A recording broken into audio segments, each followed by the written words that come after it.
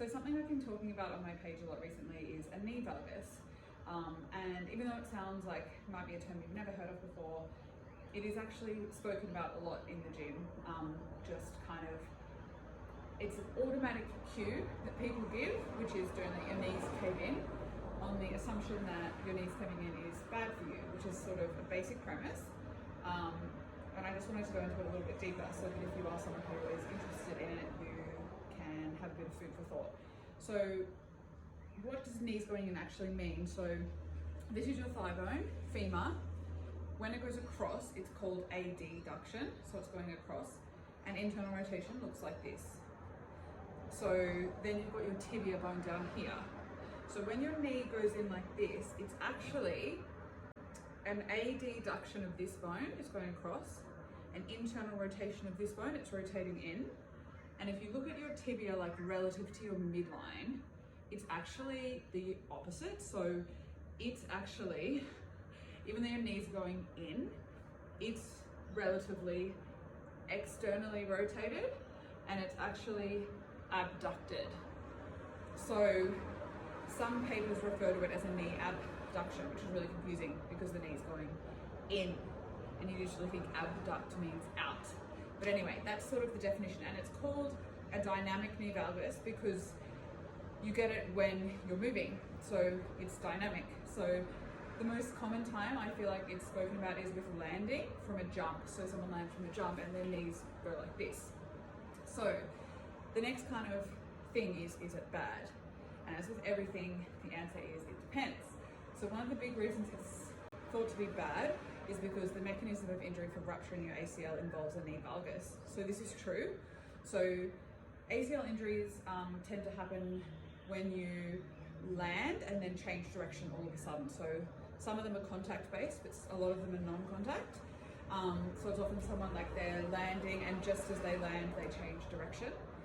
So yes, it involves a valgus. So it'll sort of be, you land like this, and as you go to change direction, it's this position. Yes, there's a valgus, but it also can only happen if your knee's only a bit flexed. So it can only happen if your knee's flexed or bent to 20 to 30 degrees, so tiny amount. So if you see when you look at injuries, they're generally this amount of flexion. If your knee's bent a lot, you're safe. So the other reason people think it's bad is because when your knee does go in, you do compress the structures on the side more. So I guess if you go with that old school reasoning of compression is bad, then you'll think it's bad for that to happen. That reasoning is flawed. Compression isn't bad. Your body just has to get used to it. So if you land like this, your body might have got used to it over time and it might not hurt you and it might be fine. So especially if you're doing like a 2-foot land, there's no risk of, you're not going to rupture your ACL if you're just landing in a knee valgus. It has to be that combined with a rapid change of direction. So I would say if there's a runner, someone who's running in straight lines or jumping or whatever, and they land with a knee valgus and they don't have knee pain, I wouldn't bother to change it. The other thing is that though weakness around the hip is linked with people who have knee pain, so if you're weak in your hip adductors and external rotators, so the ones that will stop that movement, like this, though people who have knee pain are found to have weakness in those muscles, it doesn't predict it. So if you get like a cross section of the population and go, oh, people who are weak there, are they going to get knee pain? Research cannot prove that. So if someone's knee goes in and they might have weakness there, it's not a given that it's going to be a problem for that person. And the other thing that's kind of interesting is that actually some papers have found that people who do have a tendency to go in, their muscles up here are actually stronger because they're working so hard to pull the knee out all the time that they're actually stronger. So you've got to be a bit careful at going, oh, you're weak here, that means your knee's going to hurt, or oh, your knee goes in, you're definitely going to get knee pain, because that's an extra link that the research hasn't made. So back to kind of, the ACL thing. My thought, and a lot of people sort of agree with this, is that split second change of direction, you can't control for it anyway. So even if you do all the knee valgus training in the world, If you're landing from a jump and you change direction, you're not going to be able to control your knee. They're not thinking about it. So trying to train someone not to land with one is probably even missing the point of ACL injury prevention. Research has found you can reduce the risk of ACL injury by a lot by doing an ACL prevention program. And in that program, you work on strengthening your leg, and you do work on trying to jump and land and things without falling into a valgus. But they found that even if you look the same and your knees are still going in, after doing the program, your risk is less. So it might just be that because you strengthen your muscles and the body's ability to resist that inward force gets more, which is something we can't see because they're forces, your eyes can't see force, that alone can reduce your risk. So again, if you're just relying on going, oh, my knee valgus is bad and we should try and change it, you might be missing the point. Because say someone like me, I've been strength training for years, I do heaps of jumping and landing training. If I'm doing a tuck jump or something, I can't stop my knee going in, but I wonder whether I'm at risk of rupturing my ACL if I played a contact sport, because I have a lot of strength behind me. So the other thing is that quads weakness plays a massive role. So all those studies that showed weakness around the hip were a risk factor. They also found that quads weakness or knee extensor muscle torque was a feature as well. Unlike people that had had an ACL reconstruction, yeah, they had weakness around their hip like 6 months later, but they had heaps of weakness in their quads too. And if you remember before when I said in order to rupture your ACL, you need to have a shallow knee bend plus a change of direction. If your quads are weak, you won't want to bend your knee much. It requires a lot of knee control to land on your leg, and your quads have to work eccentrically, so they have to contract while they're lengthening for you to slow that movement down. So they have to be really strong to do that. And if they're not, your knee won't bend much. And then, compounding the problem, the force shifts to your hip.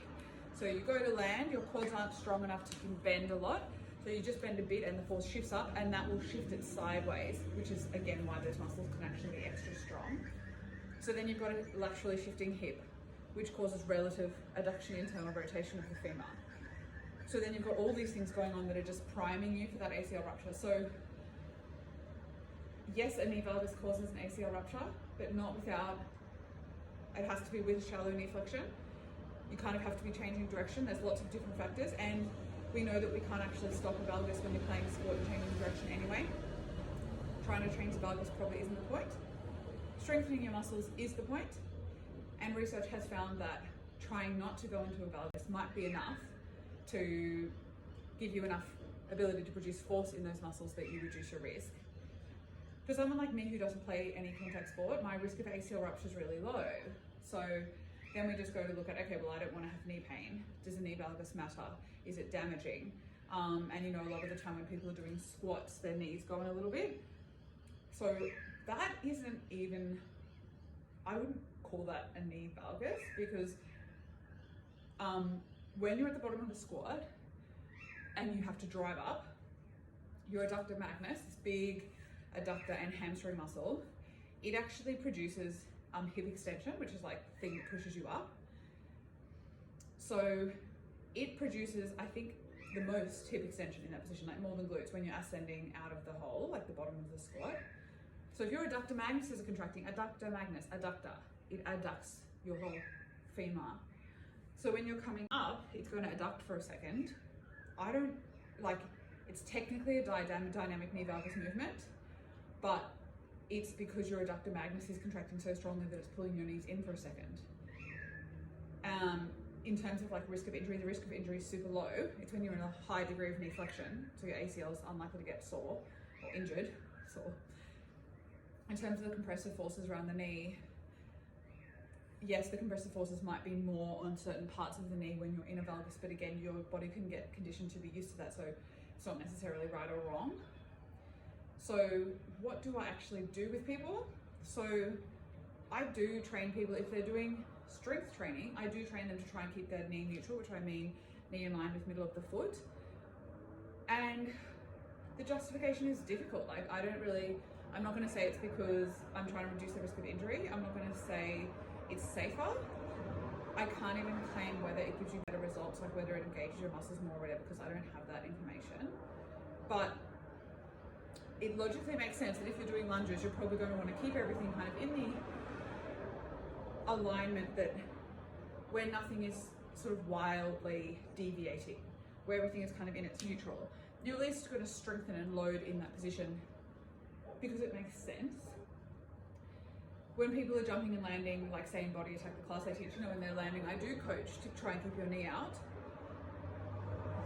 But I wouldn't say someone's at a high risk of injury if they can't.